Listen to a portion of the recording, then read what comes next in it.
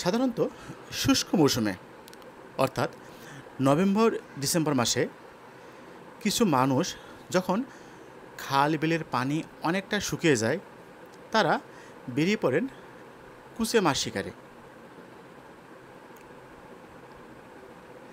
সাধারণত খালের ধারে বিভিন্ন গর্তে কুচে মাছ এবং চ্যাং মাছ এই মাছগুলো লুকিয়ে থাকে।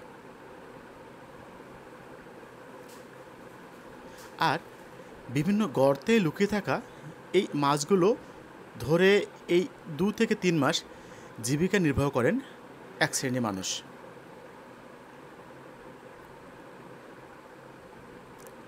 এরা খুবই অভিজ্ঞ।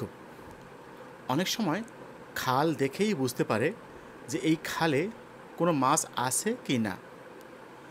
কেউ কেউ অবশ্য হাতে লম্বা সরু লোহার রড নিয়ে ঘোরেন এবং গর্তের মধ্যে এই রড ঢুকিয়ে বুঝতে পারেন যে ভিতরে মাছ আছে কি না। কিন্তু আমি যে দুজনের সাথে আছি এরা এতটাই অভিজ্ঞ যে তাদের এই মাছ খুঁজতে কোনো রডেরও প্রয়োজন হয় না। তাদের হাতে যে শাবল আছে এটি দিয়ে সাধারণত তারা গর্ত খোঁজার কাজ করেন।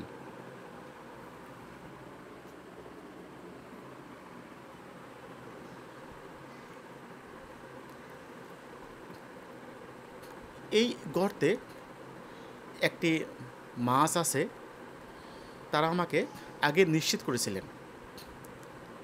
দেখা যাক তাদের অভিজ্ঞতা কতটা বেশি।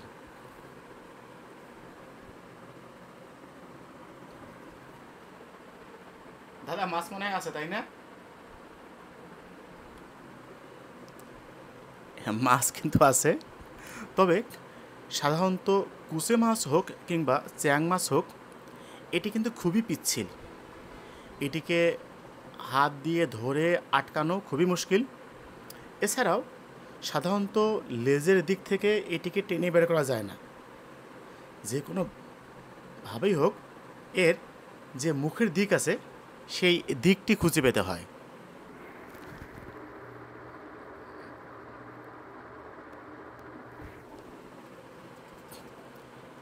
দাদা একটি মাছ সম্ভবত গর্তে পেয়েছেন। এই দেখুন দেখুন মাছটি কত পিছলা এবং এটা কত দ্রুত সামনে যায়।